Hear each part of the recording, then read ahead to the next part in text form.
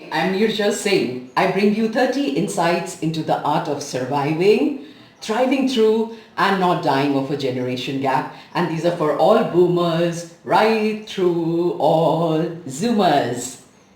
Insight 24. India is unprepared for its gathering teen sexual revolution. And this is one aspect where the generation gap can become life-threatening.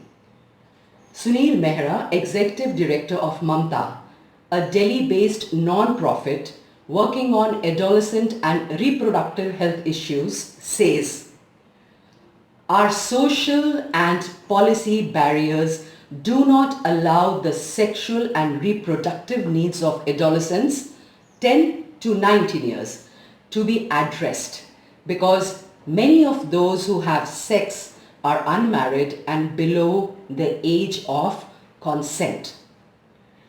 There are other worrisome statistics from India Spend.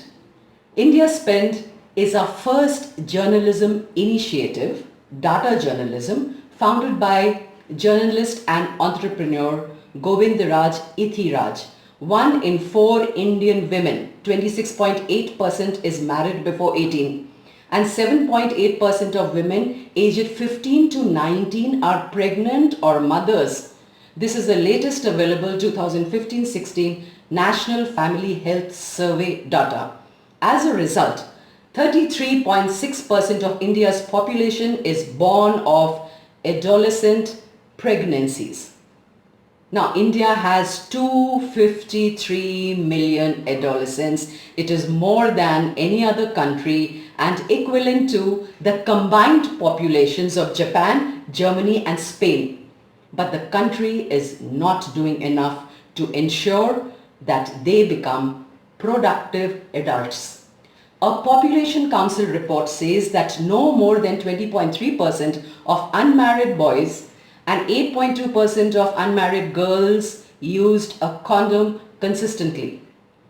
Spurred by concerns of HIV, AIDS, the Indian government in association with United Nations agencies introduced an Adolescents Education Program AEP in 2005.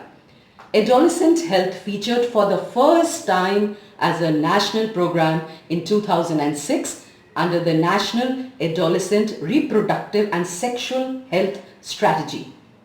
Now, this involved health clinics that offered preventive, promotive, curative and referral services for adolescents 10 to 19 and youth 19 to 24 years. But within 2 years of inception, the AEP was banned in 12 states including Maharashtra, Karnataka, Kerala and Uttar Pradesh. The Madhya Pradesh Chief Minister found the illustrations too graphic. He wanted adolescent education to focus on yoga and Indian cultural values.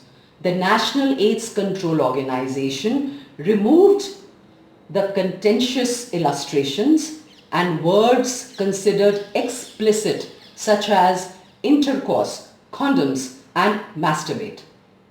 In April 2009, a Rajya Sabha committee chaired by M. Venkaiah Naidu, now Vice President of India, then member of Rajya Sabha, he said that adolescent education program would promote promiscuity of the worst kind, strike at the root of the cultural fabric, corrupt Indian youth and lead to the collapse of the education system and the decrease of virginity age.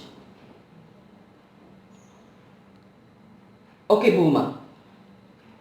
The government has programs, but the adults don't want to know and the teens do not know.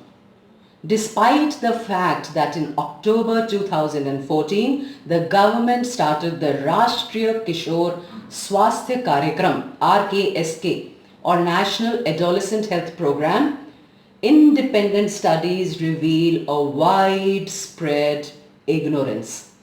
Reproductive health services ought to include counseling. Counseling on menstrual disorders, menstrual hygiene, use of sanitary napkins, use of contraceptives, sexual concerns, sexual abuse and gender violence.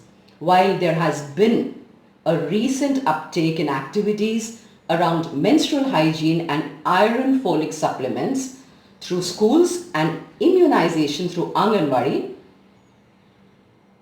sexual and reproductive health is completely neglected. The effort is now to engage adolescents through peer educators who would speak about various life skills including nutrition, mental health, non-communicable diseases, gender and sexual and reproductive health. There is also the sensitizing of auxiliary nurse midwives, Anganwadi workers, counselors, medical officers, parents to offer non-judgmental services for adolescent sexual and reproductive needs.